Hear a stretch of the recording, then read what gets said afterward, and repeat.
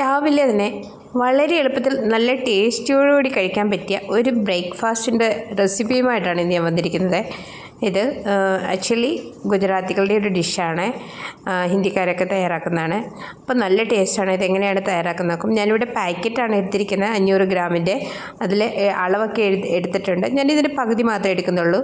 250 gram പൊടി എടുത്തിട്ടുണ്ട്. അതിലേക്ക് ഞാൻ 375 ml വെള്ളം കൂടി ചേർക്കുന്നുണ്ട്. ഇതിനകത്ത് 750 ആണ് എടുത്തിരിക്കുന്നത്. അപ്പോൾ പകുതി ഞാൻ എടുത്തിരിക്കുന്നത്, വെള്ളത്തിൻ്റെയും പകുതി അതുപോലെ പൊടിയുടെയും പകുതി. അപ്പം ആ അളവ് കറക്റ്റ് ആയിരിക്കണം.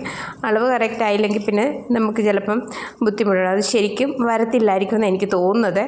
അപ്പോൾ ഇത് പെട്ടെന്ന് തന്നെ തയ്യാറാക്കാൻ പറ്റും. അതുപോലെ നല്ല ടേസ്റ്റാണ്, നല്ല അടിപൊളി ടേസ്റ്റാണ്. രാവിലെ വളരെ പെട്ടെന്ന് തന്നെ കഴിക്കാൻ പറ്റും. പിന്നെ അല്ലാതെ ഇതിൻ്റെ കടലമാവ് വെച്ചൊക്കെ തയ്യാറാക്കാം. പക്ഷേ ഇത് റെഡിമെയ്ഡ് പാക്കറ്റ് കിട്ടുന്നുണ്ടല്ലോ, പിന്നെ അതിനായിട്ട് പിന്നെ ബുദ്ധിമുട്ടുണ്ടായെന്ന് കണ്ടിട്ട് ഞാൻ പെട്ടെന്നൊന്ന് തയ്യാറാക്കിയതാണ്.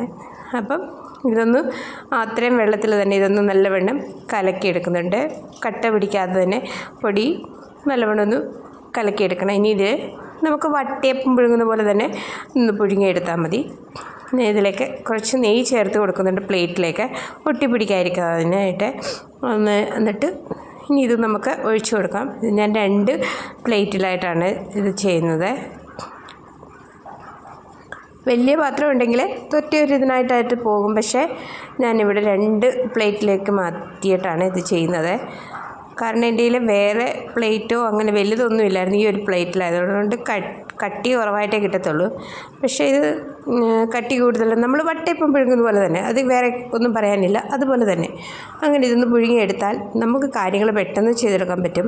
ഇത് കഴിച്ചിട്ടുള്ളവരുണ്ട്, യൂട്യൂബിനകത്ത് ഇഷ്ടം പോലെ ഉണ്ടെന്ന് എനിക്ക് തോന്നുന്നത്.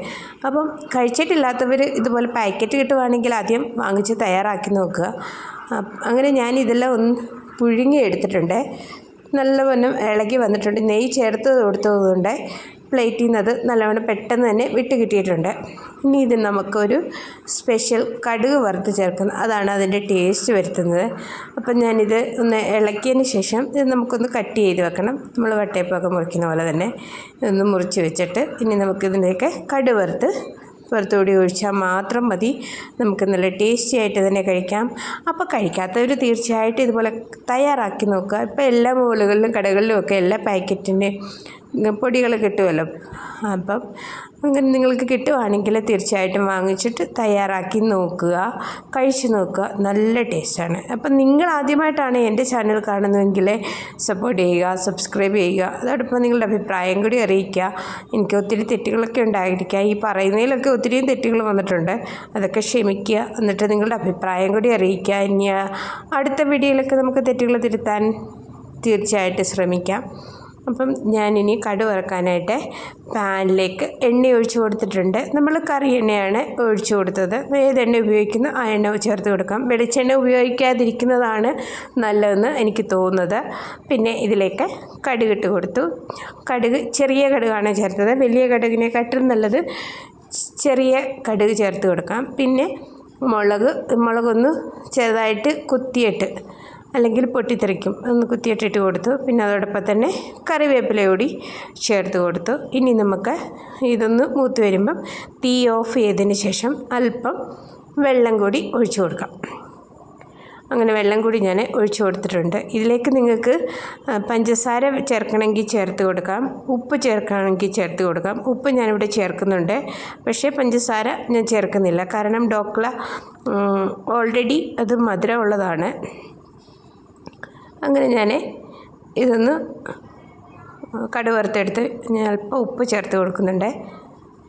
കാരണം നമ്മൾ വെള്ളം ചേർത്തപ്പോൾ ഉപ്പ് കുറയുമല്ലോ. ഇനി ഇതെല്ലാം കൂടെ ഒന്ന് ഇളക്കിയതിന് ശേഷം നമുക്ക് നേരത്തെ തയ്യാറാക്കി വെച്ച നമ്മുടെ ഡോക്ല, അല്ലെങ്കിൽ നമ്മളുടെ രീതി വട്ടയപ്പം എന്നൊക്കെ പറയാം, എന്താണെന്ന് എനിക്കറിയത്തില്ല, അതിലേക്ക് ഇതുപോലെ ഒഴിച്ചു കൊടുക്കാം. എല്ലാത്തിലും വീഴുന്നത് പോലെ നമുക്ക് ചേർത്ത് കൊടുക്കാം. അപ്പം നിങ്ങൾ തയ്യാറാക്കി കഴിക്കാത്തവരുണ്ടെങ്കിൽ തീർച്ചയായിട്ടും ഒരു പ്രാവശ്യമെങ്കിലും ഇതൊന്ന് തയ്യാറാക്കി കഴിച്ചു നോക്കുക. അത്രയ്ക്ക് ടേസ്റ്റാണ്. പിന്നെ ഞാൻ അല്പം മല്ലിയില കൂടി അരിഞ്ഞ് ചേർത്തിട്ടുണ്ട്. അതും ചേർക്കുന്നത് നല്ല ടേസ്റ്റാണ്. പിന്നെ ഇതിലേക്ക് തിരുമിയത് ചേർത്ത് കൊടുക്കാം. തേങ്ങ ഇഷ്ടമാണെങ്കിൽ തേങ്ങ കൂടി ചേർത്ത് കൊടുക്കാം. ഞാൻ ചേർത്തിട്ടില്ല. ഇനി നമുക്കിതിന് വേണ്ടി ഒരു സ്പെഷ്യൽ ചട്നി ഉണ്ടാക്കാം. അതിനായിട്ട് ഞാനിവിടെ കുറേ മല്ലിയില എടുത്തു. അതിലേക്ക് പച്ചമുളക് ചേർത്ത് കൊടുത്തു. പിന്നെ പുതിനയുടെ ഇല, ഇഞ്ചി, പിന്നെ നമ്മുടെ ഡോക്ല തയ്യാറാക്കി വെച്ചത് അതും കുറച്ച് ചേർത്ത് കൊടുത്തിട്ടുണ്ട്. ഇതിലേക്ക് ആവശ്യത്തിന് ഉപ്പ് ചേർത്ത് കൊടുത്തു. പിന്നെ കുറച്ച് വെള്ളം കൂടി ചേർത്ത് കൊടുത്തു. ഇതൊന്ന് അരച്ചെടുത്താൽ മാത്രം മതി. നമ്മുടെ ചട്നി റെഡിയായി. ഗ്രീൻ ചട്നി അല്ലെങ്കിൽ ഡോക്ലയുടെ ചട്നി. ഡോക്ല നമ്മൾ ചേർത്ത് കൊടുത്തല്ലോ, അതുകൊണ്ട് ഡോക്ലയുടെ ചട്നി. ഇതും കൂട്ടി കഴിക്കാൻ അടിപൊളി ടേസ്റ്റാണ്. അപ്പം ഇതുപോലുള്ള വീഡിയോയുമായി അടുത്ത വീഡിയോയിൽ കാണാം.